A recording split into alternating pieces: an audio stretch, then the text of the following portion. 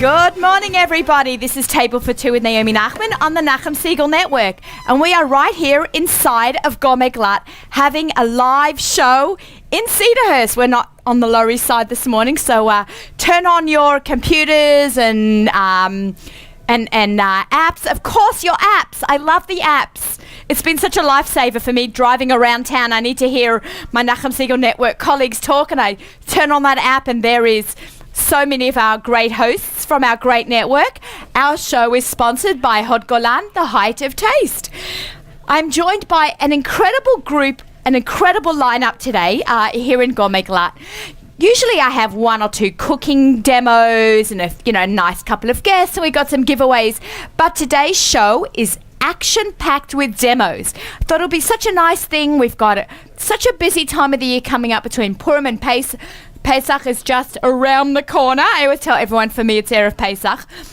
So I hope you'll stick around. I'd like to thank the Gourmet Glatt team for hosting us here, Yoli Steinberg and Howie Klagsbrun, and the entire team. I don't want to name every single person, but every person in this store has been so helpful and so instrumental to our Nachum Segal Network team. Miriam Wallach, General Manager, Danny Goldberg, ZK. Thank you all for coming here on this freezing cold morning. For those of you who don't know me, I'm Naomi Nachman, and I'm about all the food all the time. I love to cook food, shop for it, eat it, especially shop for it right here in Gourmet Glatt. Anything food related, I love to eat at restaurants. As much as I love to cook, I love to eat at restaurants. I also cook for people for Shabbos, for Yom Tov, for Pesach. Anytime you don't feel like cooking, give me a call. So I hope you will tune in and stay tuned, especially for this hour-and-a-half supersized show, and you'll hear about all our cooking adventures. But I like to hear about your adventures too. So please feel free to email me at naomi@nachumsegal.com and share where you ate, what you ate, with whom you ate it, and some recipes that you like too, and I'll share that on the air with all our guests. Check out my website, theaussiegourmet.com, and join my newsletter. And welcome to Gourmet Glatt. I have Dalia Abraham-Klein joining me in the studio, in my Gourmet Glatt studio. Thank you so much for coming in today. It's a very cold morning. Oh, it's my pleasure to be here. Thank you for having me here. Oh, it's my pleasure. I can't even remember who introduced us. Was it a kosher feast? Kosher Fest? Kosher Fest. Okay. It could have been a kosher fest. It could have been a kosher fest, and you were telling me about this, your Challah book that was coming out through spiritual knitting. Through Esti. Oh, right. Right. Esti Yes. Kafra, right? Yes. The amazing Esti Kafra up in Toronto. Have all of her books. Actually, before we get started, you just reminded me, we had a giveaway. We had cookbook author Kim Kushner on last week, and she donated a book for our giveaway, just like you've done also. So I'm going to announce the winner of Kim Kushner's cookbook from last week, The Modern Menu. She has a second book coming out, so we're very excited for her book as well. So the winner is Sarah Rivka Rothman. You won The Modern Menu by Kim Kushner, and we'll get that out to you very soon. And another announcement, the iShine Bake Sale is quickly approaching right here in the Five Towns. So if you're going to be in the Five Towns next week, it is an amazing cause. They do so many things for children or families who have sick members and their family, and they really help the kids who are part of the family, and they do homework with them, and they feed them dinner. It's just a relief for mum and dad, so they can be with a sick child. The healthy children get a little bit of extra love and attention. That's really superb. So we're going to raise some money for them with a bake sale at the home of Bonnie and Heshi Shirts, 88 Margaret Avenue in Lawrence. That is going to be next Wednesday and Thursday all day. So you'll be able to get some fabulous baked goods. If you have an announcement, even if you don't live in New York, we have lots of listeners all over the country. Let me know if I can share any of your bake sales or cookbooks that your school is producing. We'd love to. We're all about sharing the food. Dalia and I were just talking about sharing the food and sharing the love. So let's share the love of your book. Let's hold that up. For those of you who are watching our show as well, I'm just holding up Dalia's beautiful book, Spiritual Kneading. Through the Jewish months. Through the Jewish months. So it's just not, a typical challah book that has recipes. It does have some recipes, but it's not a cookbook. It's a guide as well. Right. It's basically using challah to build up your spirituality month by month. And every month there is a Jewish theme, and you draw down the Jewish theme into the challah. So I take you through the process every month, and it's really for a Rosh Chodesh group. I wrote it for a Rosh Chodesh group originally, but it can be used really Rosh for Chodesh groups that are popping up all over the place. Right. Women getting together, Right. doing Amen groups where they're all taking saying a bracha and everyone else is answering Amen, to doing challah groups together. Right. In the past, since the 1960s, there's been a resurgence of these Rosh Chodesh groups. I think that women want to feel a part of the rituals, and they don't want to feel separate. They don't want to feel a part, but more like a part of it. So this kind of like surfaced since the 60s, these Rosh Chodesh groups. And the way it started for me, though, that's a long story. I have it in the book as well. Can you give us a little rundown, a little bit? Where did you get the idea, at least, for this book?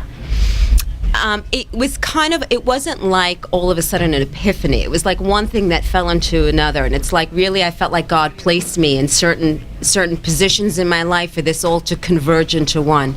So originally I was in a meditation group for many years with women, and I incidentally at one of the times that we were meditating together, there was this new woman that showed up over there. Her name is Jocelyn. I mentioned her in the book, and she's a brilliant Torah scholar who told me at the time, and it wasn't necessarily a Jewish meditation group, but she told me at the time, that women gathering together has been an inherent part of Judaism from the beginning of...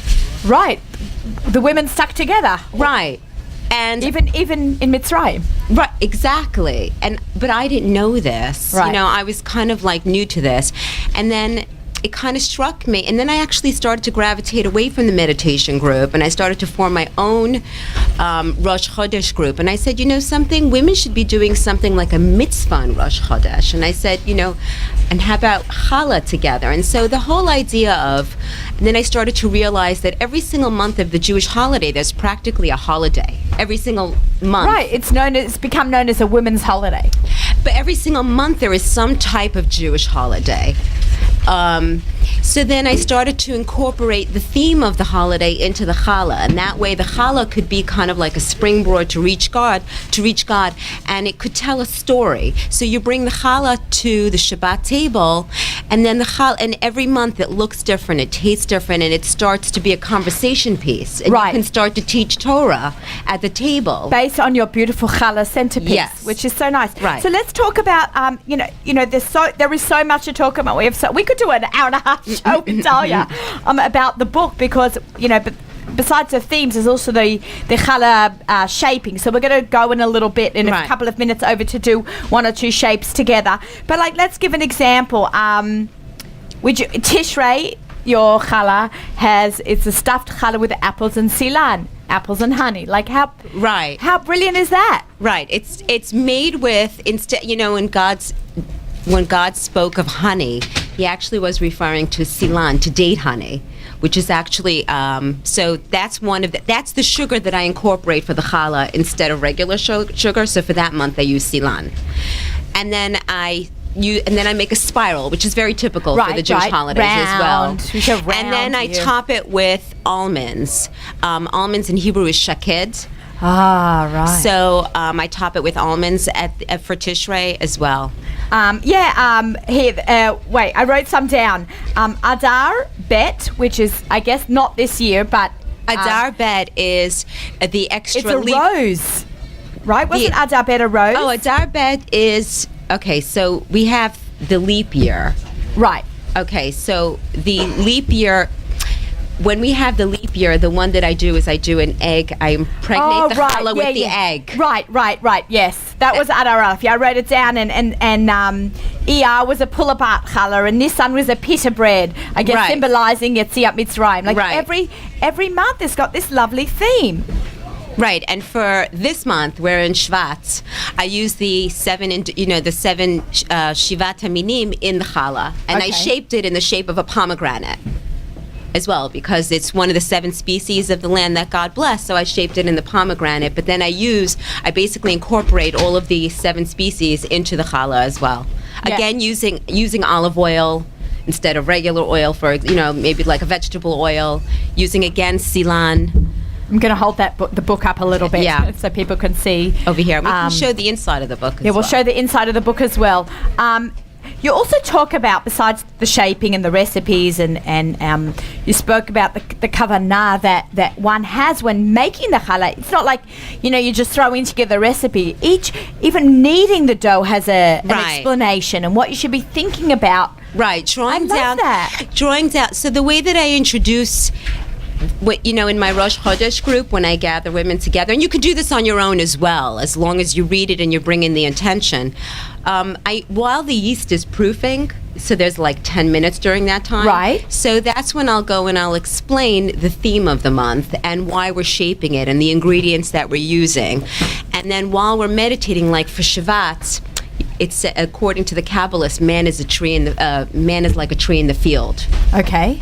So we go into the whole, because it's a Jewish Arbor Day, Shabbat. Right.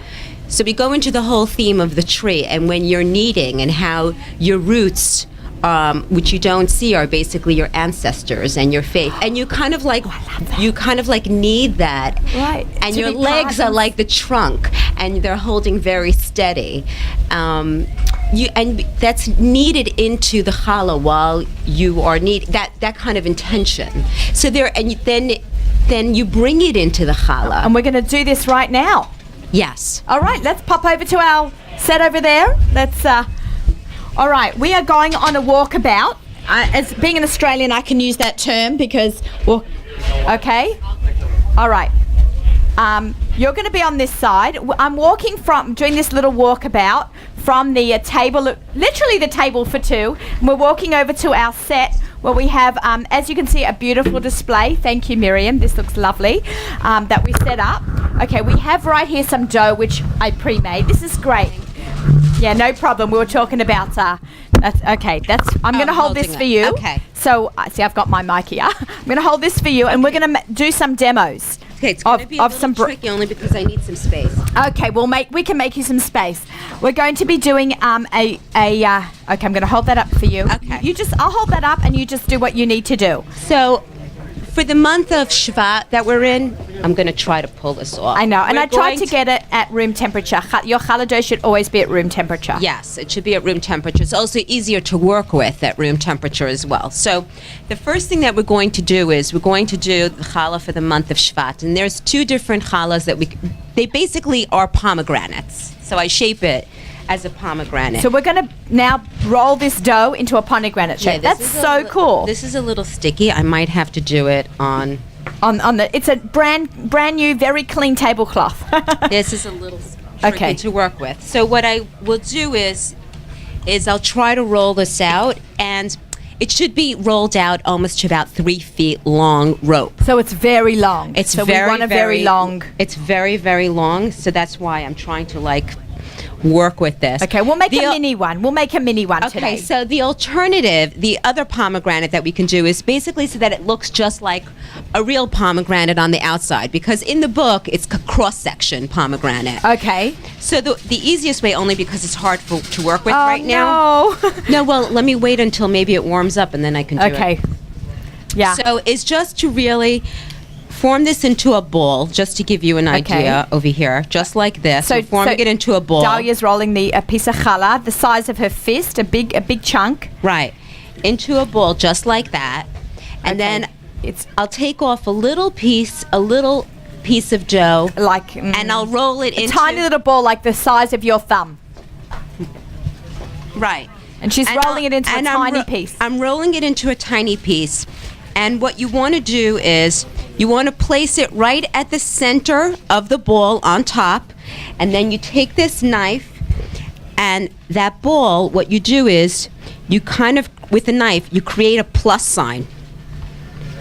Okay, so Dalia's cutting. She has a big dough ball with a tiny little piece on top, and then she's cut the tiny piece on top into a plus sign, so it is turned. So it's kind of like the top of the pomegranate. That's beautiful. See, it's supposed to. See how it mimics this? Right. It's supposed to look like that. Can we lift it up a little bit? So Let's lift them both up. I can. And we can show it up to the people who are watching on our YouTube channel. And then what we would do. On NachmanSiegel.com, this is right now playing live. And then when we wash it, what we want to do is we want to use pomegranate with the eggs because we want to give it kind of like a red sheen. Oh, that's so nice. Yes. Does the red sheen works? Can we splash a little on? We can splash a little on. Let's take our egg. We've got 2 eggs here. Okay, can we see this? We can splash a little on. Splash. How about we do this? Okay, this is what we're doing. We're taking some pomegranate juice and we're pouring it into a little clear bowl. And then what I'll do is and if we have some sesames, to mimic the top if we have. Oh, that's so cute. No sesames here. Raisins. We've got some raisins. So what I'm doing is... it gives it a red hue. It gives it a red hue. Right. That's lovely. And then when you put this at the Shabbat table... This is funny because it's kind of looks like arts and crafts. Yes, it does. It looks like we're painting. Okay, just mix it with that. Okay. We're just scrambling out. I meant to scramble the eggs before. Sorry. A lot to do this morning before the show started. And then what we'll do is we'll wash the egg. Now, you wouldn't want this to rise longer than 30 minutes, actually, because you'll lose also the shape on top. Oh, that's so interesting because it grows again in the oven. It grows again in the oven. So what I would do also is I would just... wash it again with the pomegranate on top of the egg just to keep that red hue on it. That looks beautiful. If you'd like to win a copy of Spiritual Kneading, you know what you have to do? You have to email me at naomi@nachmansiegel.com and I will put you in for the drawing and that will be announced on next week's show. 2 weeks. In 2 weeks I'll announce the winner on that. So you have 2 weeks to get that in to me. If you're not watching us live and you're listening to us on the app, you've got till about middle of February to let me know if you want to be in the drawing for her fabulous book. Got about 1 minute left, and then we're going to wrap up this segment. Dalia is just getting a nice piece of challah, doing her last shaping now. Next up is going to be Shifra Klein, Joy of Kosher magazine, who is joining us today with yet another fabulous edition, a Purim edition. Okay, we have an amazing lineup. Oh, she's warming up her dough. Okay. Okay, the next challah that we're going to make is for the challah that's coming up, which, let's do a quiz here. So where does the story of Purim take place? Which city? Shushan. Exactly. And in Hebrew, Shushan sounds like, what is it? It's a rose. So Shoshana, a rose. So we're going to make a rose-shaped challah. Yes. Okay, and that's going to look like this when it's done. Right. Okay, I did these a couple of weeks ago. If you're on my Instagram page, I did these a couple of weeks ago. And this is very easy to do. She's just rolling out a big, long rope. Strands, right. A big, long strand. So for the rose challah, it says We've got about a minute. Oh, we have a minute. Okay, so I'll try to do this as fast as possible. A half. We've got about a half a minute left. Oh my gosh, it goes like that, doesn't it? Well, okay, so what you need to do is you need to roll out the strand till at least 2 feet long. Okay, very long. That's very long. About 2 feet long, and you can fill it with anything. Okay. Okay. And just roll it. You make little cuts. And then you make little cuts just like this. And then you roll it up. Okay, we're getting that in. She's made little cuts into the dough strand. She's going to roll it up. And then what you would do is you would just roll it up just like that. You would roll it up, and then it kind of... See how pretty that looks? This is a miniature one, but you want to do this much longer. Right. That's going to turn into this when we bake it, and I see you put some seasonings on top. Dalia, this is great. It goes by so fast, doesn't it? Yes, it does. I know. I'm really sorry. Yes. We couldn't give you any more time this No, morning. thank you so much. My pleasure. It was fabulous to have you on the show. Stick around. We've got some fun stuff going on. Super. I'm just going to put this down here. I'm giving this to Miriam, and we're popping up over here. Okay. I'll talk to you in a little bit. Hello, Shifra.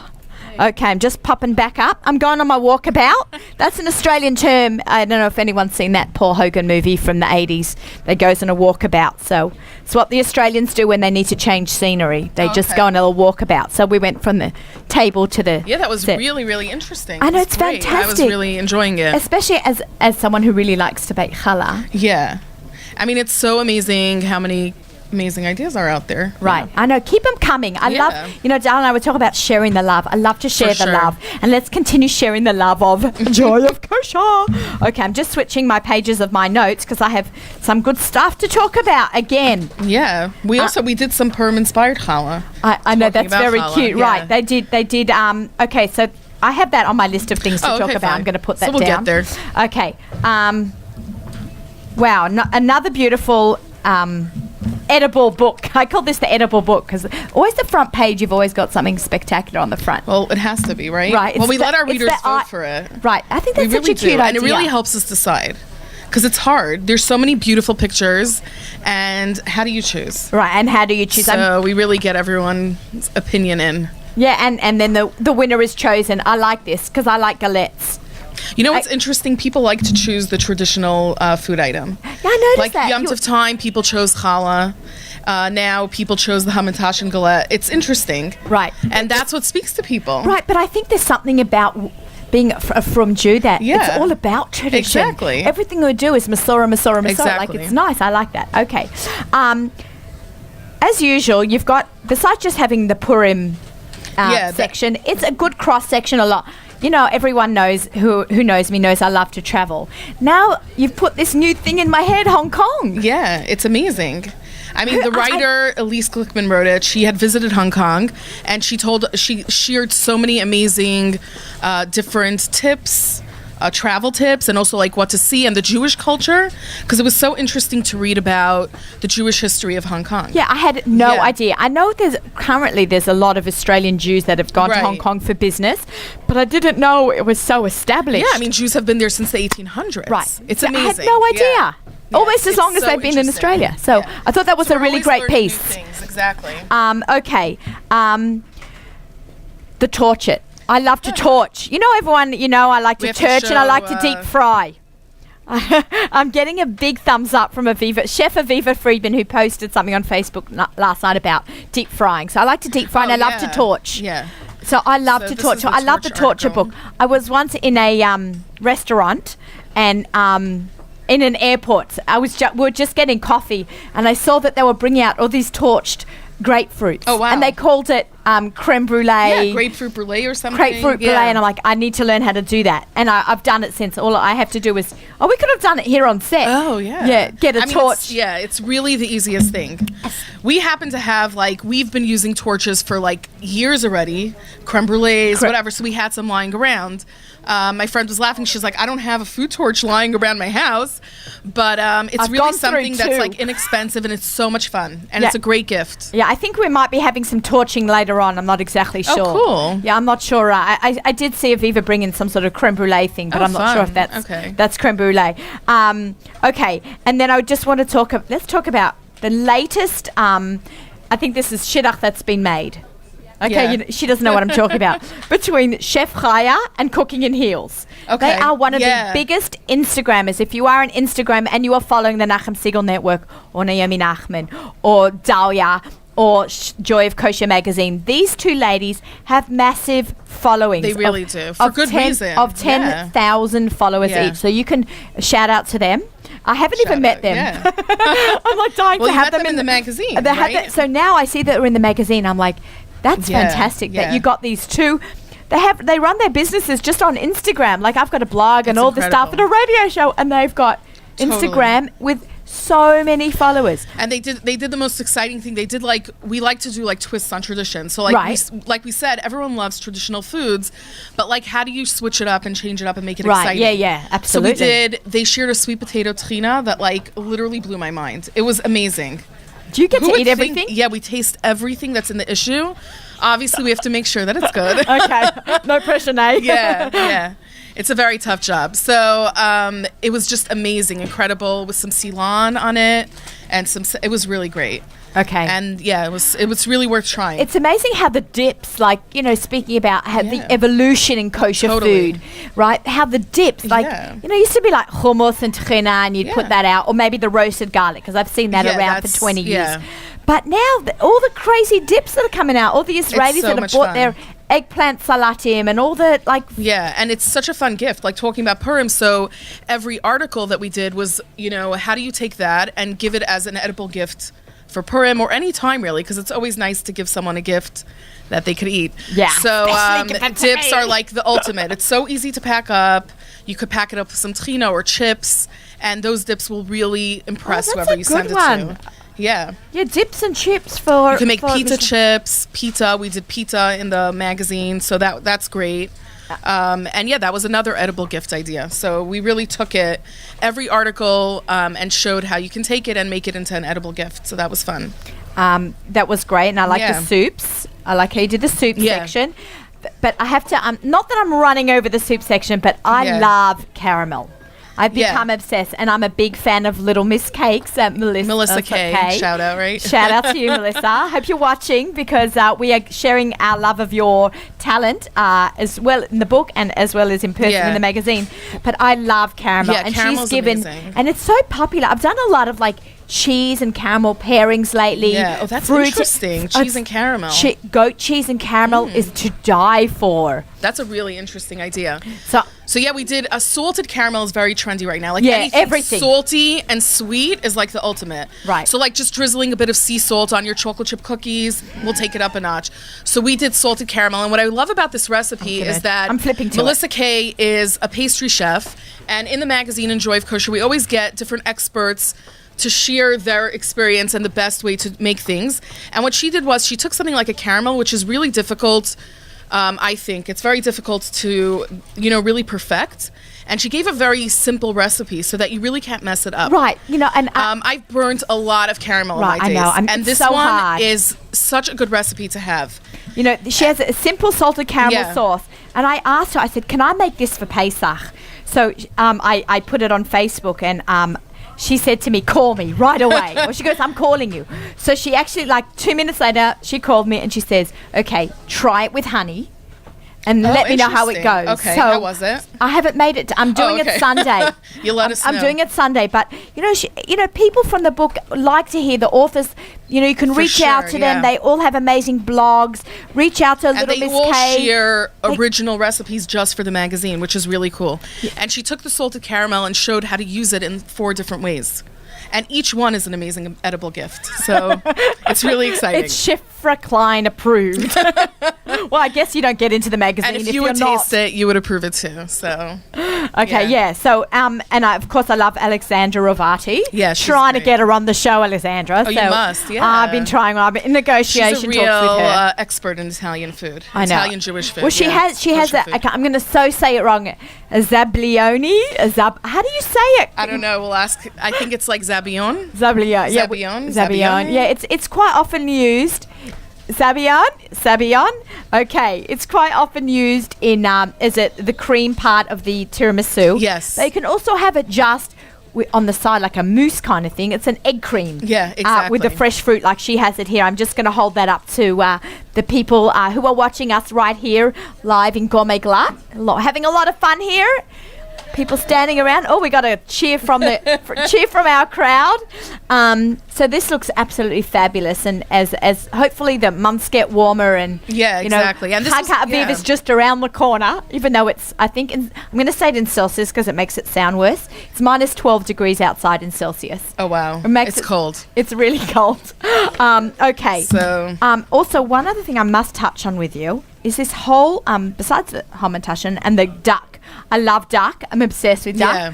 And I just discovered that when you buy a whole duck, you don't waste one part No, of you it. really don't. Not one part gets Exactly. wasted. I like to make duck breasts. I'm writing a recipe for Gourmet Glatt for their shop talk for Pesach. Okay. And I want to use duck breasts. So Oh, wow. they have to use a whole duck. It's a bit more economical. So I'm taking the whole duck.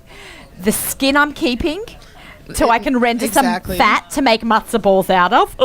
The recipe will be on my blog just soon. or you can make French fries. Or French fries. Oh, yum. French fries cooked in duck fat. Oh, my God. How good is that? It's amazing. And then the bones I use for the soup. And the Oh. bottom half, the bottom cutlets, which are now boneless, I put inside egg rolls. So Exactly. There's always something to do with the duck. Nothing is wasted. But I like the triple place. You do Yeah. this in every magazine now. So we do this in every issue. In every issue is the triple play. So You the idea is, to make one dinner that will appeal to 3 different palates. So this issue we did grilled chicken, And we basically just did a play on it so that it appeals to children, adults, and teenagers. And really, it's not necessarily just even the age groups, it's just like different tastes. And so it's about spending 20 minutes in the kitchen and making a dinner that appeals to everyone sitting at your table, which is always challenging, I think. Yeah. It really is. It's when so you make hard. like when you make supper every night and you're trying to appeal to everyone. So it's just really fun ideas that we have going on I think there. that's, even though I cook a lot and I love to cook, there's always, feeding 6 people, Yeah. someone's going to turn their nose up at something. That's the odds. That's life. Exactly. So, I say you don't like it, there's Cheerios in the closet, or I'll try to make a little variation on a theme. And this has really helped me a Exactly. lot. I have to say, I really thank you guys for that, because that's very, Yeah. very clever. Can you tell me what is coming up after the Purim? Because we've got So- Pesach knocking on the door. That's me. Pesach Sorry, I is scared coming DK there. up. I always love the Pesach issue because it's so amazing what you could do. Our Pesach issue also appeals to like everyone. We sort of like embrace Pesach and like go with the all-natural, gluten-free theme. Right. And it's gluten-free really, really issue, amazing. right. The gluten-free issue. And it's amazing what you could come up with. It's always so exciting. So we're really excited to be working on it. Yeah, we're going to have to get you back in. Yeah, for sure. We're doing lamb. For lamb. Pesach. All about lamb. Yeah. I love That's lamb. really good. Yeah. Right, the beauty about lamb is sometimes just plain lamb chops thrown on the grill with nothing Totally. on it. That's all you need to do. It's delicious. Yeah. A little barbecue sauce, my Australian barbecue sauce. I mean, Pesach and barbecue is the best. It's the best thing to do. I know. Grill something. Yeah, I'm going to Ram Caterers down to Oh, the Durrell, and I'm wow. going to be running their culinary program. so exciting. I'm very excited. And Ari White is going to be joining us. I made the shidduch between Ari White and Ram Caterers. Oh, wow. VIP Passover. And we're going to be having a lot of barbecue. Oh, that's exciting. That's I'm like saving up. I'm really excited for the guests coming. Yeah, I'm really excited for my family. My kids are going to be so excited. That's really It was great. nice to see you the other day. We'll just spend a minute just quickly talking about Yeah. KFWE. Oh, yeah, it was this really week. amazing. We hardly touched on the beginning of this show. I tried to give a wrap up of where I ate, but we had so much to talk about. Yeah, it was amazing. And you recommended a really amazing champagne. Oh, that's and right. I had it because of you. Oh. But we had also done it in the magazine. In this issue, we did a whole article on champagne. What is champagne? And different bottles that we recommend. And the bottle that you recommended was in the magazine. And we tried it. And then I tried it again. It was really, really good. Yeah, Drapier is my favorite. It was such a great experience. Yeah, they invite me to come to the show, and every year I still talk about the Drapier because it's still the best champagne that's out Yeah, there. exactly. Imported by Royal Wines. Yeah. Yeah, and the food was The food was unbelievable. amazing. It's Yeah. hard; it gets really crowded, so we get to go in a little bit early as press. Yeah. So I tell everyone, no one's allowed to talk to me between 5:30 and 6:30. Exactly. Do not even come near me because I have to run from table to table, try everything For sure. and then there was amazing charcuterie. Charcuterie. Charcuterie is like the newest thing going on. Are we saying it right? Charcuterie? Am I saying it right? Charcuterie? No. We've moved away from the pulled briskets. Yeah, which still we made- love. still made we an love it. appearance, though. It still made lots of appearances, but charcuterie, No, which charcuterie is is the newest thing, dried, yeah. cured meats, which was really people have been great. doing it for 200 years. For sure. We spoke about that on an interview that I did with Yosef Silva. Oh, interesting. And Jonathan Margolin. They'll be on next week's show. I already had a bit of an interview with them, and they said, it's cured dried meats. We've been doing it for hundreds of years, and now it's got to come back. So It is. It has a major comeback. So that was great. Shifra, thank you for coming. Thanks so much. It was great to be here. Yeah, thank you. I know. Back to New York. And Exactly. thank you very much for coming by, and we look Thanks. forward to many more fabulous Thank you. issues. I just picked it up here in the store, and whoever wants can subscribe online at joyofkosher.com. And it's a great gift idea as well. Yeah, that's a great Yeah. Purim idea. You get your ideas and a magazine all Yeah. in one. You can also order it for your Purim baskets. That's right. Oh, that's so cute. Yeah. It's nice when there's a non-food item in there. Your waistlines will thank you. Yeah, You so are- I'm excited to see the rest of the show. Thanks for having me. Thank you Yeah. for sticking around. You are listening to Table for Two with Naomi Nachman on the Nachum Siegel Network. Also heard on Arut Sheva English Radio. Did you catch my nearly bloop? I said the Nachman Siegel Network. I did that once here in Gourmet Glatt. Okay, this is Naomi Nachman from the Nachman Siegel Network. Me and Nachum have similar names. How are you? Okay, how are you doing? Good. This is Rabbi Yoshua Feldman. I pulled him out of the butchery this morning. He's so excited to be here on the Very show. excited. He's one of the amazing team here in Gourmet Glatt, and I had this idea a couple of weeks ago. I met with Aviva Friedman, who is their marketing marketing director here in Gourmet Glatt, and we said, you know what, it's time that we do a cooking segment. With the guys from the butcher department. Is that what meat department, meat department, butcher. It sounds much more upscale when it's a butcher. They sound so, fancy schmancy. So thank you for joining me today. Anytime. Okay, so we've got a few things to discuss, and we're actually going to do a bit of a cooking demonstration together. Okay, let's just talk about, you're in a hurry. And you, on your way home from work, you take the turnpike from down into Cedarhurst, you turn up Spruce Street, you're in the Gourmet Gut parking lot, you've got 5 minutes to grab dinner. What am I grabbing? Well, the good thing about over here at Gourmet Glatt in Cedarhurst is that we have a lot of seasoned, ready, that you could just take off the shelf. We have the instructions on most of our seasoned products, and you take it and you just pop it in the oven and you have dinner ready. And it's a home-cooked meal. Nutritious, tasty. And it's ready for you. I love that. We're gonna actually go on a walkabout. Why don't we go on a walkabout? We're gonna Sorry? To show that there. Okay, Miriam just passed me something from our table, and we're gonna go to our table. This is actually my favorite. That's why I brought it over. This is actually my favorite. It's the lemon seasoned chicken legs. I think this is a Mendy Hers specialty. Yes, Mendy is our chef behind the scenes who comes up with a lot of these ideas. And he's actually runs the takeout runs the delivery department, but he's one of the most, he's been a guest on the show, on the Lower East Side, and also we did a demo together when I did my first show here, but he came up with this recipe. It's actually brine chicken, which means it's been almost cooked and marinated in water for a couple of days, I think, before. That's why it's so juicy. I put this on the barbecue. This is magnificent. Barbecue, you could bake it, and it comes in a container that you could just take the top plastic off, and the container is actually oven and microwavable, so you could use that for both. This is actually microwavable? Yes, it is. Oh, okay. I did not know that, and I buy this a lot. Let's go on. We're going on a walkabout. Me and Rabbi Yeshua Feldman. Now, I'm just going to swing around. You're okay? We're walking. Okay, I just want to say one thing also about the amazing team here of Gourmet Glatt and how helpful Rabbi Yeshua has been. Quite often, like, the women come in, they want to do something different. They know brisket, they know roasts.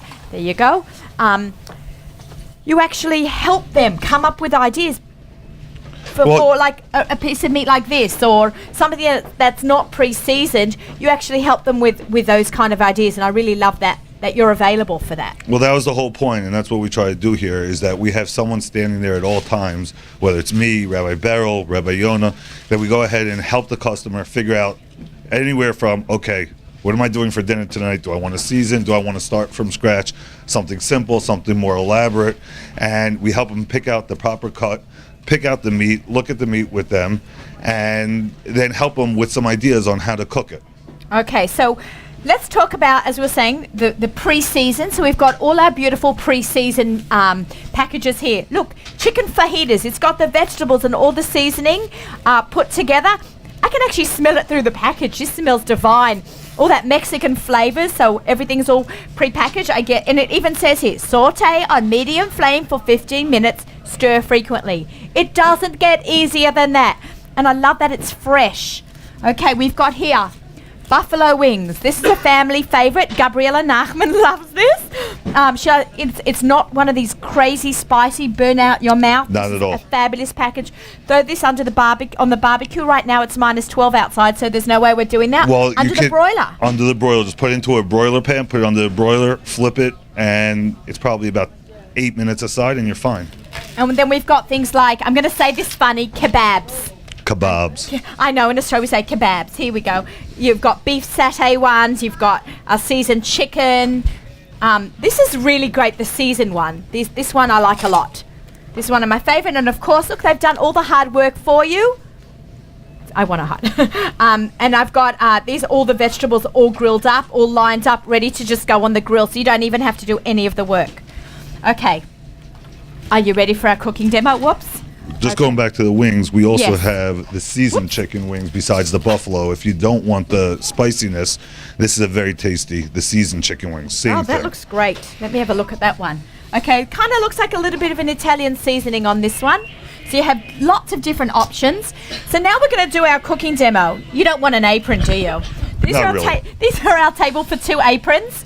I have one for Dalia. I have to give her, and I've got some for our. Okay, so what I did over here is I've got. Can we see this? Is this lined up okay? We have preheated on our little fancy cooktop here, on a grill pan which I bought at Sterling Electronics, right here in Cedarhurst. It's not just electronics; they have tons of amazing kitchenware. So and they have a Kaylee mikveh there and also. they have a mikveh. I toveled it right there on the spot. It was fantastic. Okay, so I've got.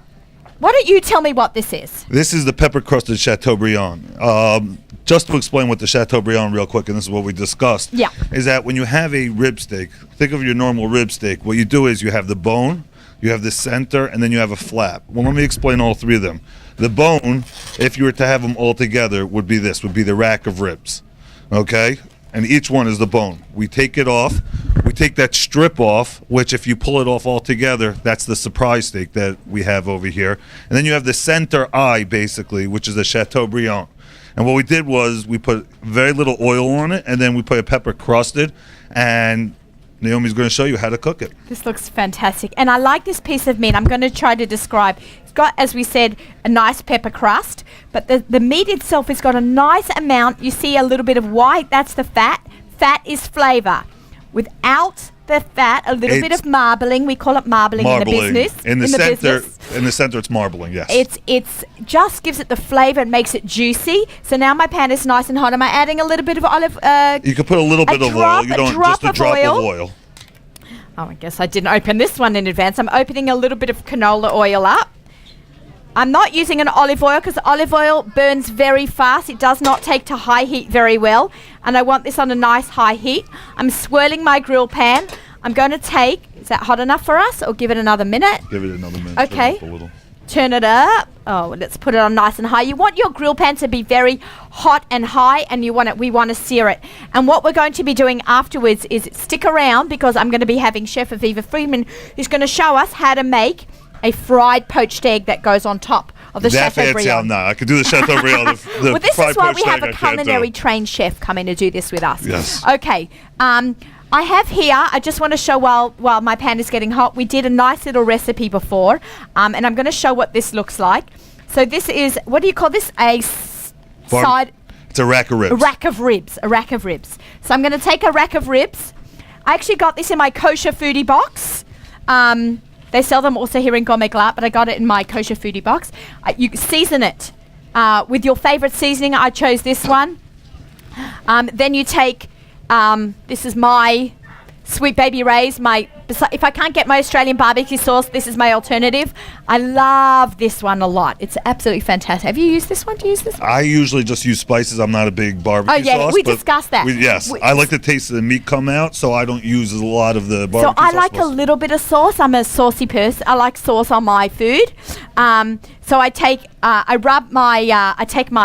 my spice blend. You can make up your own spice blend. I put it on both sides of the meat. I let it marinate for a couple of hours. Then I take some barbecue sauce and some water, and then I pour that mixture over my ribs. I cook it for 350 degrees for an hour. That gives it my covered 1/3 covered. And I that's considered like 1/3 cooked. So before Shabbat, it's got to be 1/3 cooked. And then before Shabbat, I put it in the oven right by lichtbenching, 200 degrees. Low and slow fry. It's an alternative to Challah, and it's going to look like, we have a finished product of the roast. Right I'm here. not sure where it is, but we'll find it. Okay, great, fantastic. We'll show that in a couple of minutes. Rabbi Yeshua's he's rescuing it for us. Okay, and it's gonna look like this. Okay? It's gonna look, this turns into this after 12 hours in the oven.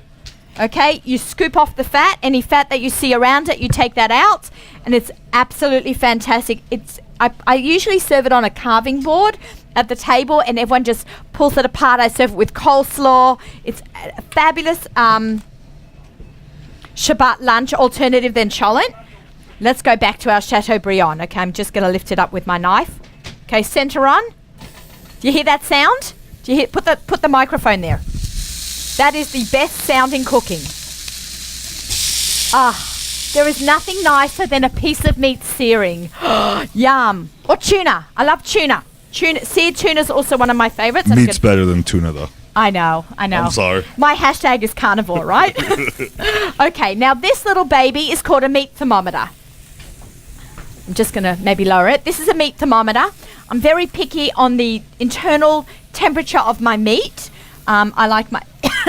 I smell the pepper crust. Yes. Did we cover the smoke alarms? We covered. Yes, Thank we covered you. the smoke alarms. Thank you, Howie. I've actually had the fire department come to Gourmet Glatt We've before. done that before, yes. So I like my meat cooked to 135 degrees. That's considered on the rarer side. Nice pink center. Some of my kids would have it seared 1 minute on each side and eat it completely raw. When it stops moving, take it off. Yeah. Yes. my daughter says she likes her steak where you just walk a cow through a warm room. Yes. Okay. I actually don't... It's You want to switch positions? no, it's okay. It's just I think look at that beautiful lines that it's occurred. marks. What do we call grill marks? Grill marks, Thank yes. you.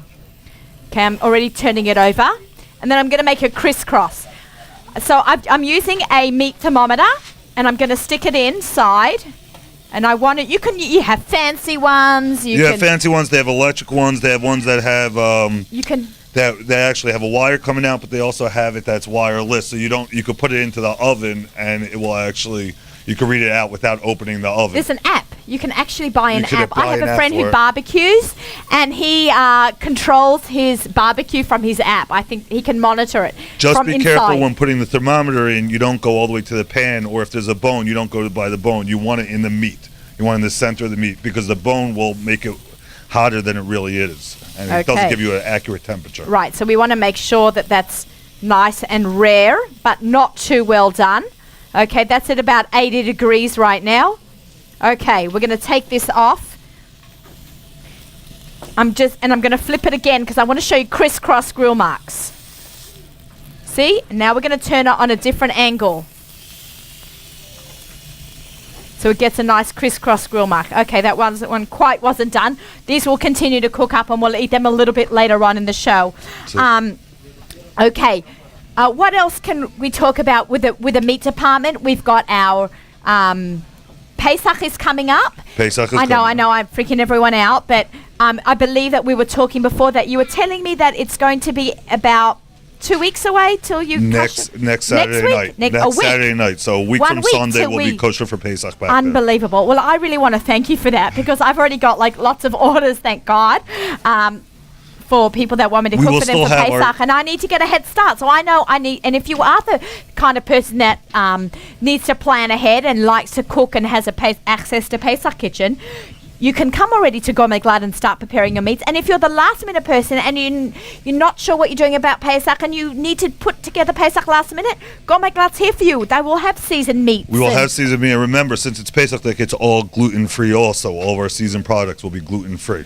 Oh, that's nice. For- That's actually really nice, especially that's that time of the year, obviously for Pesach. But And just real quick, as another Sure. thing, a very easy thing to do, whether for Friday night Shabbos lunch for Yontif, is the corned beef. You could do it the normal way, which is just to boil it, or we actually have an unbelievable recipe on Yeah? it. Tell Actually, I us. have people from Philadelphia who call up just for the recipe because no one in Philadelphia knows it. But just 1 cup of water, 1 cup of brown sugar, and 3 tablespoons of balsamic vinegar, and you just bake it for at 400 for about 3 hours. so it's a baking. You can actually bake You corned bake beef. corned beef. That's what we do. Who knew? Okay, that's fantastic. I'm just checking our temperature on our meat. It's rising. I might take it out. I'm gonna. Okay, see, I got a bit of a crisscross on the meat there. I didn't do it as well as I'd like to. There, that's a nice crisscross on the meat. I'm gonna hold that up a little bit there to the camera. I'm gonna put that up on my plate. Okay, we're gonna cut into it.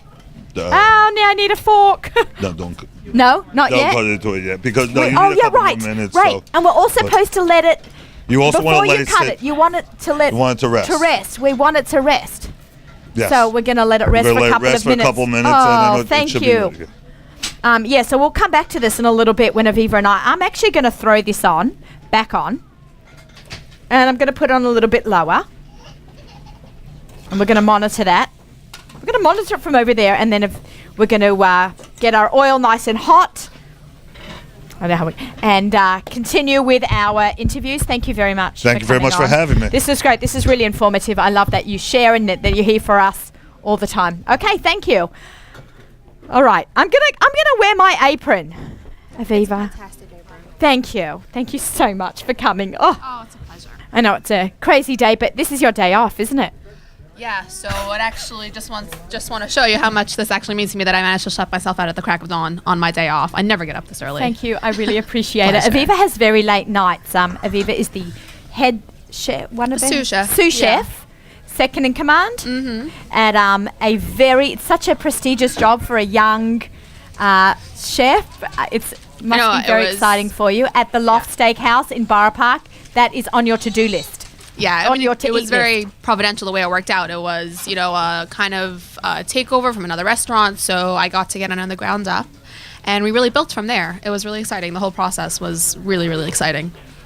So when did you come in when did they take over what was existing? So they took over from a restaurant that used to be called Bistro 1310, I think, back last fall, and I pretty much came in, I think, a month or two after they had taken over the place, and we worked from there. We built it from the ground up, and I think that I can say that we're very successful right now. It's unreal. It's crazy how successful. Yeah. And I think when we were at KFWE on Monday night, doesn't it feel like 100 years ago? It does. There was so much stress and so much prep that went into it. I didn't sleep for an entire week. I was up all night thinking about slices of carpaccio and polenta croutons. And, as soon as we got there, we got in the groove, and it was so hugely successful and so much fun. Yeah. I can't wait for next year. Okay, yeah. It's one of my favorite food events of the year. Not because of the food. I didn't have a second to taste anything. Did you get to walk around at all? No. After everything closed down, that's when I had a minute to breathe. Oh, no. Next year. It's so next intense. Year. Yeah, I'm excited. It's really intense, especially for someone who's there representing a restaurant. It was work, so I couldn't really eat. But next year I'm going to eat, I hope. Come earlier during the day. But what time do you get there to set up at KWF? I was actually, so stressed out about the whole process, never having done it before, that I got there really, really early. And obviously I spent the whole afternoon sitting around waiting for things to start, because I came in, spent 5 minutes setting up. Could you drink a little at the wine part? You know what? So I'm trying to think. Oh, so I recently did at a fundraiser for Zichron Shalom. I was doing a demo there, and they had champagne, and I had a glass or two before, and that pretty much taught me never drink before. You have to stand up in front of people and talk and be polite. Bad idea. It makes me a little funny, but that's only because you have a sip. Yeah, I had a glass, and but that you can't have more than that if you want to. I had go press between 12 and 4, and that's where I did a little wine tasting, but I did not drink at all in the evening when I needed to talk to people and to be on and schmooze and like that. I don't want to be fuzzy, but it's a wonderful evening. It really is. Yeah, we're if you see over there, our fantastic manager from our Nachman Siegel Network, Miriam Wallach, is helping us. She's going to get that oil. Sometimes the fuse blows over there. But Rabbi Shu and how we know how to fix that up. And we're going to get our oil I don't want to say boiling, but 350 degrees. 350. I have an oil thermometer going. All right, let's before we get to our cooking demo over there and we go on another walkabout, I'll give you one of our table Fancy for two aprons. Yeah. And we'll get cooking over there. But I'd like to talk to you about Chef Aviva Friedman. How did you get started? Because I'm absolutely fascinated with, I feel like I was a kindergarten teacher and I love being a teacher, but these opportunities weren't there for me, 20-something years ago, like they are for the younger generation. So were you always into cooking? No, I actually was desperate to go to law school. Really? Yeah. Ooh. I was. I mean, there are definitely days when I'm like, what am I doing in the kitchen? I should really be somewhere else, talking to people. You can do both. Jonathan Margolin is a doctor and a chef. Oh, no. I have my hands full. Thank you very much. But, like a couple years back when I was, starting looking for a job, it was like crazy, the law, the whole like atmosphere there. There were so many lawyers out of work. So I figured, why am I going to go into a field where I'm never going to get a job? So I'm not really whatever. Back then there was nothing available. Right. So I'm not really sure how I decided that this was a close second, but I did. I went to seminary, and while I was in seminary I applied to every culinary school under the sun. And I decided that if I was going to do it, I wanted to really do it right. So I went to CIA because I can get a degree there. Culinary Institute of America. Yes. Where is this not located? the intelligence agency. It's actually in the middle of nowhere, New York, upstate, exit 18 off the thruway. There is nothing else there except some colleges and a stop and shop. That's it. You moved into the dorm? No, I actually lived with my sister in Muncie. I woke up at 4 a.m. for 2 years to get to school for a 6 a.m. So class. those early morning feeds is nothing for you, for the baby. You have no idea. And it was like, also because, well, it was 6 a.m. class, the chef says get there at 5 a.m. to prep for the 6 a.m. class. So you get up, at 4. And it's not worth it, when you're getting up at 4 to get to a 5 a.m. class to go find a locker to put your coat in and run with your knife bag to class. So 4 a.m. in Muncie, no coat because I didn't have anywhere to put it. So run to my car in Muncie, run out of my car in the parking lot in school. It was, minus 12 Celsius, no big deal. It was like that every day during the winter. Right. Yeah. And then, our kitchens were in the basement and it didn't warm up until class was almost ending because all the ovens were on and it was freezing and you just have to be careful not to cut yourself because your hands, you couldn't feel your hands. I can't text, I can't cut, I can't peel a So vegetable with cold. cold hands. I know. You just have to be careful not to cut yourself. You wouldn't feel it because your hands are numb, but then Exactly, then but you would notice, trust the me. blood all over. Yeah. Yeah, I've had stitches on almost every finger. Yeah. It was a really, really intense 2 years. I wouldn't necessarily recommend it. In retrospect, I'm glad I made it out in one piece, but it wasn't at all like an atmosphere conducive to someone who wanted to keep kosher or anything like that. It must be so hard. I mean, being around food and not being able to eat it. Like, the truth is we that have that bitachon that we would never think about. Right. So that part Eating for it, me but- wasn't so hard. I lived on apples and peanut butter for 2 years, but that part wasn't so hard. It was more, being surrounded by people who were judging me the entire day.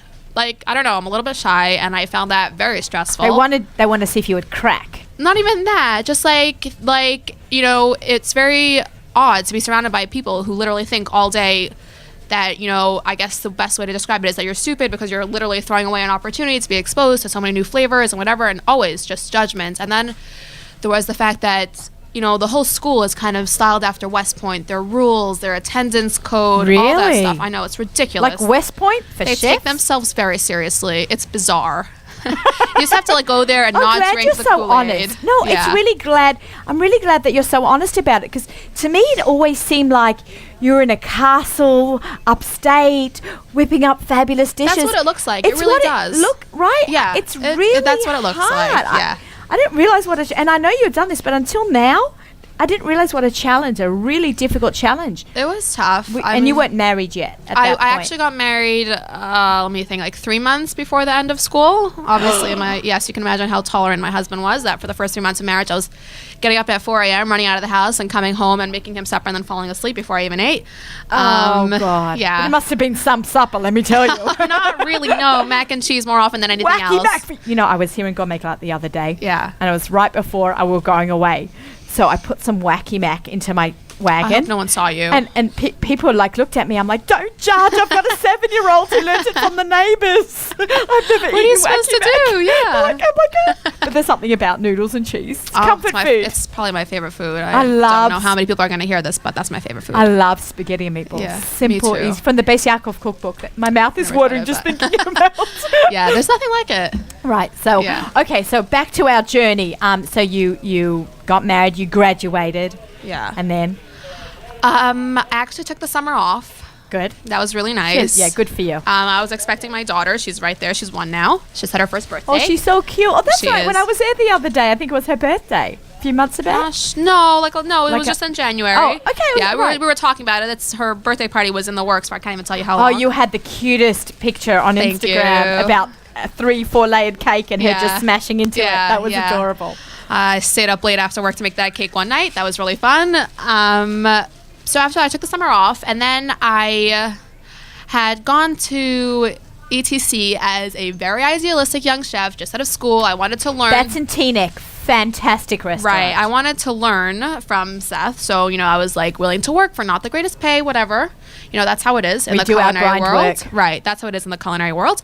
And, but what happened was that's when he left to Lakewood to work on another restaurant, do some consulting for them. So he wasn't there, and I felt like I wasn't really growing and learning. I was Right. mostly just winging it myself. So that's when I found the loft. And and I Never look back. Yeah, exactly. They're unreal. Like Yeah. I met Mechi. That's how I got Yeah. into meet you guys through CKCA, and it's, I just want to speak a minute about them and a big Please. shout out to them. We'll tweet out to them later, but it's nice to have now a kosher alternative for. It is. The truth is, though, that the difference is that I think the graduates from CKCA are really, they're also kind of starting from the ground up. Like, I think that what CKCA does is it helps them decide if this is really a career they want to get into. And then, they can go out to a restaurant and really begin the very intense training. I feel like CKCA is, a really good foundation. And, like someone like Mechi, he came in and he is such a fast learner, and we really love having him around. It's not every culinary, I've worked with quite a few culinary students. It's not every single one that can learn and pick up. It's really nice to have someone competent. Yeah, no, it's a fabulous restaurant, and I know it's busy. If you want to go there, are they open? Make a reservation early. No, we are not. Okay, so that's good. Don't put any ideas on anybody's head, please. That's my other night off. I think it's great to have such a fine restaurant, and you do have some lovely restaurants in Brooklyn. You have some great restaurants in Brooklyn. There's a there's a Manhattan style restaurant in Borough Park, and there was I had no trouble parking. People think complicated driving to Borough Park and finding parking. There was in the evening. You're not open it's for not lunch. A problem. Lunchtime might be hard, but I think it's it's no big deal at that time. Yeah, so it's worth a trip. I mean, I think obviously, I hope my boss is listening to this advertising, but it's worth the trip.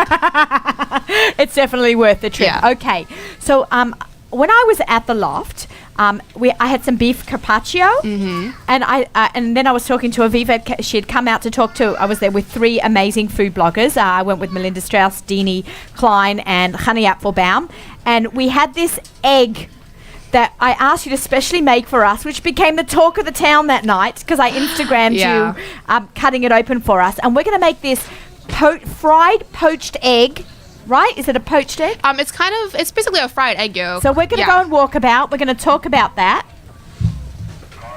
Okay, we're going. All right, I'm going to give you one of our aprons. Okay, you can have an apron because oil does here. This is yours to keep. A memento from the Nachman Siegel Network and Table for Two. Fantastic apron, considering the fact that I never managed to keep an apron in my house for more than 5 minutes. I know. I wear these black T-shirts from the Gap. They're kind of like my aprons, but it's really ruining all my clothes. Okay, I've got a microphone for you. Okay, fantastic. Okay, so see how she ties it? It's actually a technique in tying an apron, right? Yeah, I mean, I've seen enough, people in the kitchen who tie it behind their back and then have to ask someone for help. So I'm just going to check that the temperature. Can we just talk about oil temperatures? Because everybody knows. Here, I'm going to hold it this way. Okay. About that everyone always talks about fried food and deep fried food being yucky and soggy and disgusting. So the best way that I feel like we should maybe you'll talk more about this than me is the oil has to be at the right temperature. It's so important. Yeah, so too cold, and all your food is going to do is soak up the oil until it's finally cooked, and by that time, it is so grease-laden and disgusting. That's the kind of flavor that you associate with fast food. If it's too hot, you get a burnt exterior and a raw interior, and that's no good either.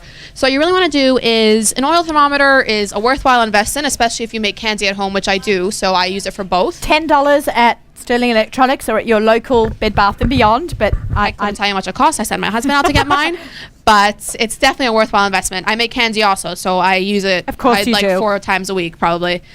So the temperature's dropping looks like a bit. that, It's because my husband eats the candy. That's a good one. I usually make it for other people, not for myself. Okay, so basically this fried egg yolk is so delicious because it's actually, egg yolks are not as unhealthy as people would have you think. Nothing's as unhealthy as people would have you think, by the way. Eat your butter and your cheese. It's good for you. Thank you for saying that. Thank you. We the people. Thank you, Yes, Chef Aviva, no for problem. saying that. Eat the butter and the cheese. Because, butter is better. I know that we eat we're big carnivores as being Orthodox Jews. Yes, enjoy it. You only live once. Yum. Okay. Yeah, so basically a fried egg yolk, I know it's fried and I know it's an egg yolk and people will yell cholesterol at you. But the best way to enrich a dish without using butter, especially for something that you want to keep parve or you're having filet shakes, is an egg yolk, because it's super rich. It melts in your mouth. It coats everything with a delicious layer of fat, actually, which I know sounds terrible. I'm just raising it a bit because it dropped fast. It's not rising so fast. Okay. We are monitoring the oil as we're talking. Okay. We want it just at the right temperature. Yeah. So it's a great way to just enrich something and make it delicious and fatty. So I am... Yeah, keep going. I'm So going to have a question. Go ahead. Later. Ask away. No. I'm actually... Wait, I'll hold this and you do talk. that, okay. Because we'd like to be able to hear you because we're radio. I'm actually going to take another egg, because the best way to do it is to separate it in your hands and then transfer it straight into the cornstarch. I know someone made some really nice separated eggs for me, and I do appreciate it. But best way to just do it yourself. Is there a way to crack an egg? I know that sounds ridiculous. Is there a key into cracking eggs? Yeah, a wooden surface. Okay, wooden surface here. Yeah, a wooden surface is the best way to do it, I find. I don't know why. I guess it's, if you want to get all sciencey, it's about the pushback of the actual surface you're cracking it on. Pushback? I don't think that's a sciencey term. Oh, I'm just thinking out loud, yeah. But no, when you hit something with a certain amount of force, it pushes back with equal force. So the best way I think to do that is on a wooden table. Describe to me what you're doing. So right now, I am taking the little egg yolk and I'm cradling it super, super gently, like my firstborn child, and I'm dredging it in cornstarch.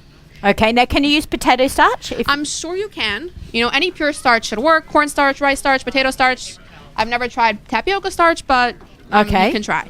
And usually I do this in a very, very handy deep fryer that most restaurants seem to have, and I'm definitely thinking of investing for my I don't home. actually have one, and this is my deep fry kit. I have my Yeah. burner at home, and I have the oil's not quite hot enough, so we'll raise it up. We'll just raise it up a little bit while that's in your hand, and while that's still rising. I'd like to talk a minute about the oils that. Because you can't just use any oil to deep fry. You can't deep fry in olive oil. No, definitely not. So oils do have different, what I'm going to call smoking temperatures. Olive oil has a much lower smoking point than something like canola or corn oil. Even peanut oil has a much higher smoking point. What's great to fry things in is, a duck fat that you've rendered out. Yeah. Obviously, duck fat's good for everything. By the way, literally everything. Thank you for vindicating me. Or even fat from lamb bacon. Dare I say it? I got some lamb bacon from Aria White at the Wandering Q, and I saved the fat for a week in my house, and then I actually save it for months. Yeah, no, obviously it didn't last that long on my fridge. Okay, because we use it. Yeah, I had steak the other night and I made a hollandaise with it, which was hollandaise with duck fat. Lamb fat. Lamb fat. Bacon Oh my fat. God, I'm crying. It was quite memorable, I assure you. Okay. Where do you live again? Brooklyn. Brooklyn. I'll just hop on. Come visit me in my tiny little apartment. You're always welcome. Thank you. Yes. All right. So let's see where we are. We are at almost 300. So you really want 350 for this. And when I say 10 seconds, I mean 10 seconds. You want the outside just to crisp up so you can actually transfer it from the fryer to the plate. But you want the inside to be as gooey and runny as possible. Kind of like a poached egg. But a little more simple, I think. Okay, now, what kind of toppings can you use this for? So you can go to my Instagram page. I use it on everything. Obviously. The other night was pasta with tomato sauce. And this is also good on steak, on burgers. Ask me what you can't use it on. It's not so great on desserts, but anything else is fair game. Salad. It's good on salad with spinach. Divine. Carpaccio, obviously. Oh, that was divine. I actually want to see if my steaks we can do it on my steaks. For sure. I think they might be too rare, but rare is okay. Rare is the best. Rare is the best. In fact, carpaccio is basically raw in the middle. Yeah, so maybe we can get our we can slice this steak open. Is there a knife there, Miriam? There was a knife. Okay. All right. Okay. Now, so let's see where we are with the temperature. You know what? I think we can risk it. Okay, we are gonna take a big risk here, right here on table for two. I'm definitely winging it a little bit here. I've never done this in anything but a deep fryer. What I'm gonna do is use this as my fryer basket. Okay. Are we getting that in? And it's sizzling away. And I'm literally gonna count. This might need, another minute or another second, not a minute, another second or two because it's in a lower temperature oil. But here we have about 10 seconds. A good way is to check it. See, I can feel right there that the skin is totally hardening? not hard. Well, it is hardening, but not ready. Here, see that? There you go. Yeah. Can I poke that? Please don't poke it too hard, or it's gonna pop because it needs another 5 to 10 seconds there because we don't have the hottest oil around. This is one of the latest trends in food. Is egg yolks. They're amazing. Egg yolks. There you go. See that? You have that perfect looking. You can still squish it. Okay. There we go. Can I put? Are we Here, we'll putting on drain that, it and then we paper can plate towel. it? Yep. My goal was to serve the Chateaubriand with the. There we go. Yeah, you know, we can still put it on top of the meat if you would like, and you can. I don't even know how you're gonna eat. Yeah, that we without can a knife. just. Here, I'm gonna just here. There you go. That's you want to break it? For Do we sure, have I'm that gonna break fork? We that. had a fork at one point. Miriam's gonna grab us a fork, and we're gonna show you how gorgeous this looks. Yeah. With the yolk running out, and it just makes this steak much more buttery.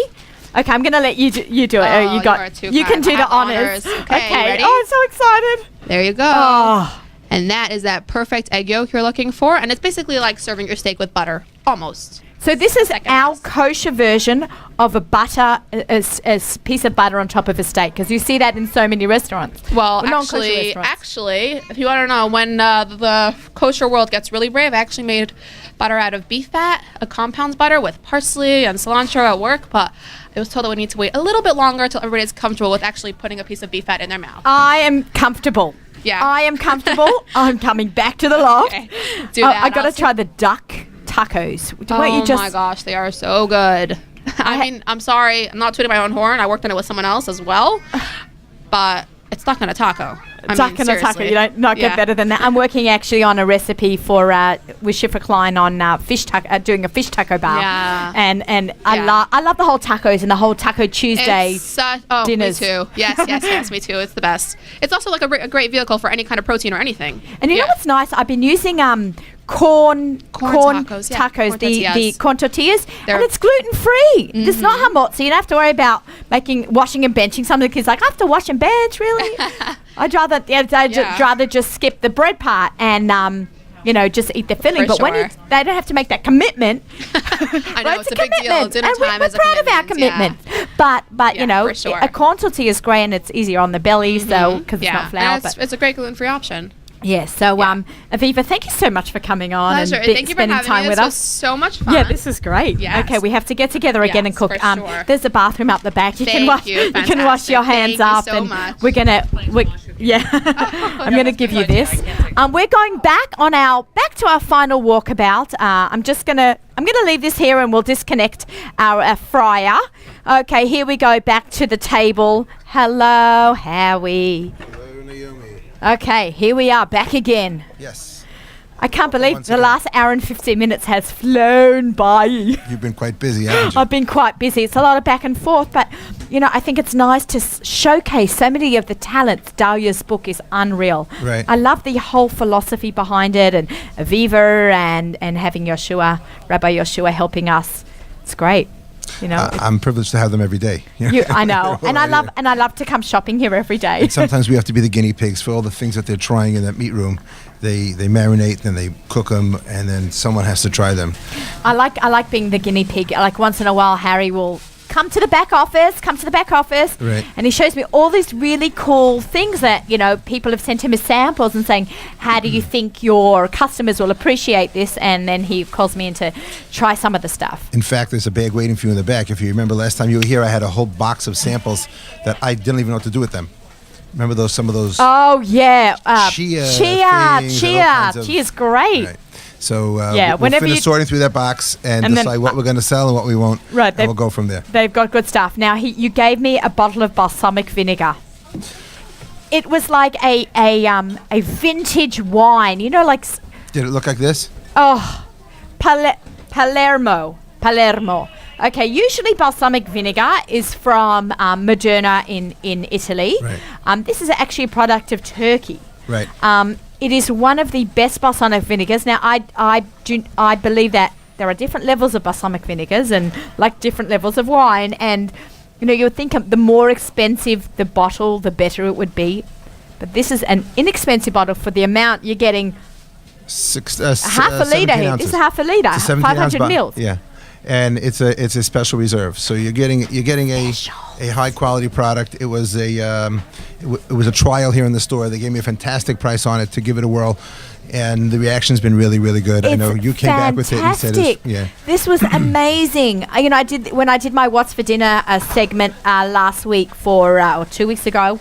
Everything's a blur in time for Tu B'Shvat, and I had marinated some figs in balsamic vinegar that sounds and good. peach schnapps. Right.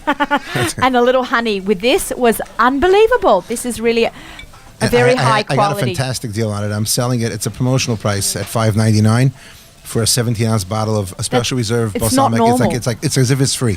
I wish it was Pesach Dick. It's It not. doesn't have the No, P no, on it for no. Pesach. I don't think it's gonna be done by either. the Star K. Right. But grab a bunch. You know, we got a lot of people in the store. This is the vinegar to be getting for this Shabbos or any other Shabbos. Buy a bunch. Make sure that, you know, are you going to keep this? Is it going to a special time offer that you're having, or we should buy a bunch? I bought in a quantity, so I should be okay for another, I guess, week or two. We're at $5.99 with that.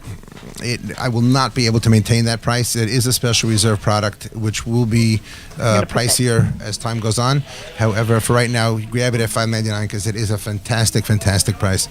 Yeah, and a fantastic product. So Yes. you can make it more expensive. I like it. No, it's such a good They They gave me a product. promotional to I'll do try anything. it to start, and the minute that Okay. promotional is off, so it'll come up a little bit. But it's not going to be one For of the these amount $30 that a you're bottle. getting in here, for the amount you're getting in here, Yeah. it's fantastic. It's a beautiful bottle.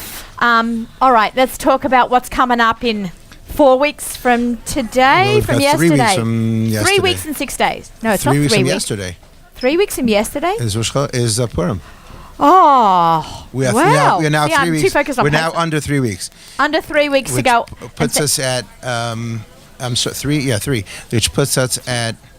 Do I say the other P word? yeah, you can say the other P word. I've been saying it for 182 days when Well, see, my Pesach countdown started. But I'm good though, because I'm finished. He's done with I'm Purim. done. I'm done with Pesach.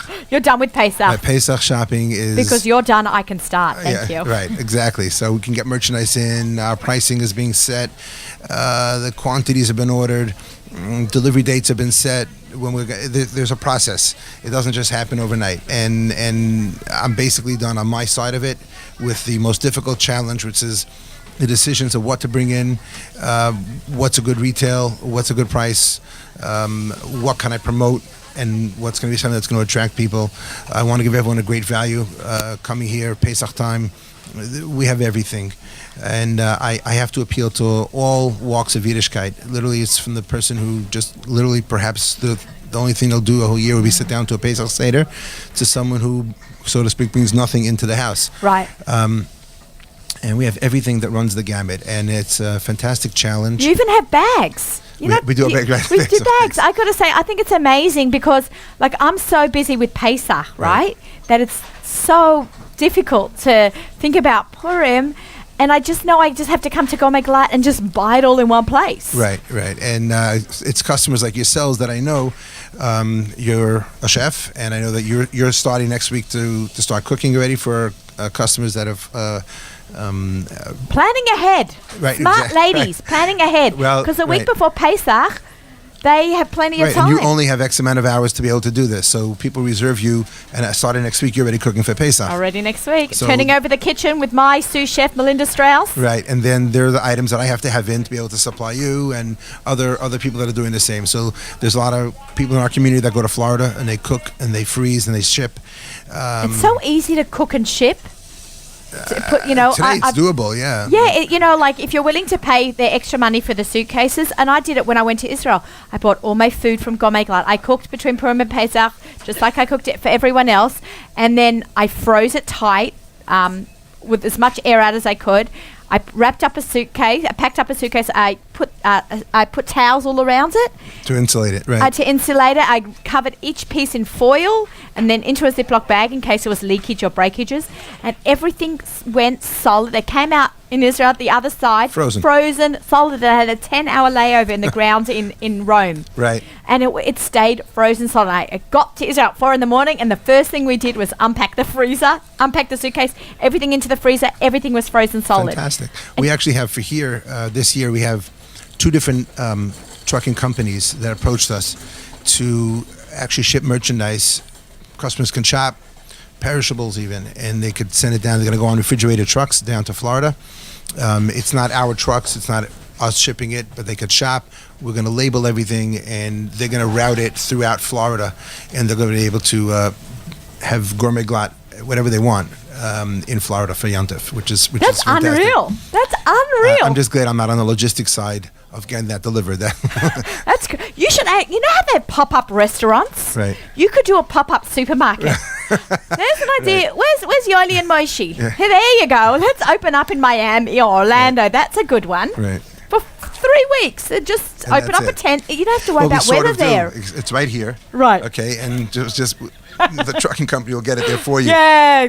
Cut out the middleman there. Okay, I just want to highlight a couple of items. Absolutely. That We've first, got a lot. First, I want to just showcase a few items from Purim that I Okay. thought were unique and nice, and then I have a list of items I want to talk about. for Okay, Pesach, we got okay? serious. This is serious shop talk. There you go, Chani. I know you coined that. Chani Friedman, Marketing Director in Gourmet Glatt. Okay, so, How fancy. about Armani water? Armani water. Does this taste different than any other water? It looks so cute and fancy. It's Armani water. I don't know. I haven't tried it Armani, yet. like the How suit. about Glenlivet Glenlivet. water? This looks like a bottle of vodka. This is so cute. Right? Speyside Glenlivet. This is gorgeous. How about Does something that looks make- like this? Fred, How cute is if that? your name is Fred, this is really great. And it's plastic. That one's a plastic. Yes. These are all These are beautiful. specialty items for Purim. Shalach Manas. For Shalach Manas that are made just for Purim by Jewish companies? Actually, I don't know if they're made just for Purim, but there's one of the Jewish companies has them on his website, and we buy from them on a regular basis. And they approached me to put this in for Purim, and I said we'll give it a whirl. But these are things I love this. believe that depending on how this is going to play out, I think I'm going to actually keep the items for all year round. People make a kiddush and they just want that. Something a little bit nicer. So, what's after San Pellegrino? What's above Voss water. Right. Well, we have Voss as well. That we Right. stock all year round. I'm just going to, I'll move our beautiful flowers from Debbie's Flowers. I'll move that over here. And then we have this. What's that? Also water. Water. Just in a pretty bottle. We have it in a red. There's also a blue. And depending on the theme of your Shalach Manas and I the like the color that you colour. want to go with it, exactly. There's a beautiful Okay. blue that goes with that as well. And that's just plain water inside, but just a fancy schmancy bottle. Oh, good. Who thought that water would be so cool? Okay. Okay, what's this, that? I saw this and I loved it. We're already laughing. It looks like a can of beer, right? Yeah. Draft beer, Draft right? beer. It's Don't jelly you- beans. These are jelly beans Oh. and some Jelly Belly, Oh, and so they this taste pop top is like fake. beer, Switch hands. Okay, yeah, great. We want everyone to see that. right? So this product is actually from Jelly Belly, and the jelly beans taste like beer. The beer flavored jelly beans in Right. a fake can of beer. It has a fake pop top. This is really adorable. This Right. is for the men. If you've got an uncle, grandfather who love beer, this is a really great Shalach Manas for them. I'm loving Well, it goes this. along with the theme of Purim. I wish Shifra Klein could see this. Okay, this is so cute. Right. Oh, and I think our general manager, Miriam Wallach, would absolutely love this. Maybe we can give this to her to try. Give a Let's stamp try to of get her a real approval. can of beer, though. Okay. And then there was the popcorn flavored jelly beans. Oh, right. cool. They have all these wonderful, and it's in a Yeah. looks like the movie theater popcorn. Yeah, that's so Popcorn cute. container, right? All right, I'm going to hold that up there for the people that are watching on our NachumSiegel.com video presentation this Right. morning. That is really cute. Okay, And there's so many and it's nice other mini. ones. I got Tabascos. These taste like Tabasco. Did you try these? I have not. Yeah, I don't like crazy hot. I like robust with flavor. I don't like burn you heat. Yeah, I don't want my tongue Peppery's to burn good, off. garlic's good, all that. but Peppery. I want don't like burn eat heat. that Chateaubriand over there. And they came out with. Okay, what have we got? Okay, I only brought on the Gator one. Okay, these are also from Jelly Belly. It's a gummy, depending on what your theme is. These are good for the They have all Florida kinds folk. of interesting things. I didn't think it was appropriate to show some of them. They had like a tarantula. Oh, that's and they scary. Had, So so this again, is depending on what your theme is, we're gonna have all kinds of. an alligator-shaped jelly bean. Okay, it's huge. It's about half a foot. Probably at least. Yeah, it's right? about a half a foot. It feels nice and squishy. I'm a bit of a sucker for jelly candy, considering I don't have such a So sweet tooth. there's so many cute items that we found, and we have them in stock already. In fact, my guys are standing by, and the minute the show is over, Purim is being set up in this big so area this is here. 10:15 on a right. Friday morning, and by 11:45, Well, the not set will quite. be packed down, and there will be Purim in the store. It'll take us a couple I hours. just want to but thank we'll you get it guys set. for holding off on Purim, Right. set up to host Table for Two. No because problem. You're last- part of our staff. You're part of our family. Thank You're part you. of the team, and Thank we're glad you. to have you here. Thank you. Okay. Now, All right. What has he got Let's- next in his let's- bag of let's- tricks? let's go We've got towards- about 5 minutes left of wrap up. okay. So we'll talk a few minutes about Pesach and some of Yeah. the things that I found since I I'm basically the only unfinished person who gets so shopping. excited. Right. Well, I don't know how many of these items are going to work. Some things, I guess, will be good for you as a chef, but we'll just highlight some of the things that are available. As you go through the store and you think, from years past, there was what we have today is we basically have everything. Everything you could possibly want. You have Kosher Pesach. Yeah, even bread rolls. There are bread rolls. I personally, we don't bring them here in the store. Right. I think there's a line. Okay. and when I saw Kosher Pesach sliced bread, it said Passover bread. I said, okay, I think you guys just stepped over the line. And yeah, that was it. I'm with you. I can't bring myself to go there. Okay. But as obviously here in the store, we'll have some of our concessions will be Kosher Pesach, and anyone if you want to cook, we'll have every ingredient you could imagine. If you want it all done for you, Achapanash and Asis will be Kosher Pesach, and they'll have the full menu available for Pesach. So from foods with crumbs, I don't want to call it breading, okay? Crumbs, we call them Pesach crumbs. Leah Shapira from CookKosher.com. And author all the fabulous cookbooks. She has a Pesach cookbook. She calls it Pesach crumbs. Sometimes you need that crunch. Right. I mean, there's so many varieties of them today. They even have we have panko, which is and that's great. It's kosher Pesach, and I use it all year for gluten free. Chef Jeff probably. Yeah, right? Chef Gourmet. Jeff Nathan from Abigail's. And I saw actually like real chunks of like salad croutons. Mini mandolin, you have mini mandolin, but now someone came up with salad croutons, and I'm not going to call them bread croutons because they're not, but they wisely called them salad croutons, and therefore because they didn't use the B word, okay, I'll allow it. You have to get under Howie's. You're right. You have to fly under the radar. Under the radar. Right. Exactly. One of the companies that we've had gluten-free matzah for a good few years already. Yeah. And then Matzah Yehuda came out last year with a few different varieties, 3 different flavors. Which are matzah-style crackers. One of the companies, actually, Goldbaum's, actually called it a shahakal matzah.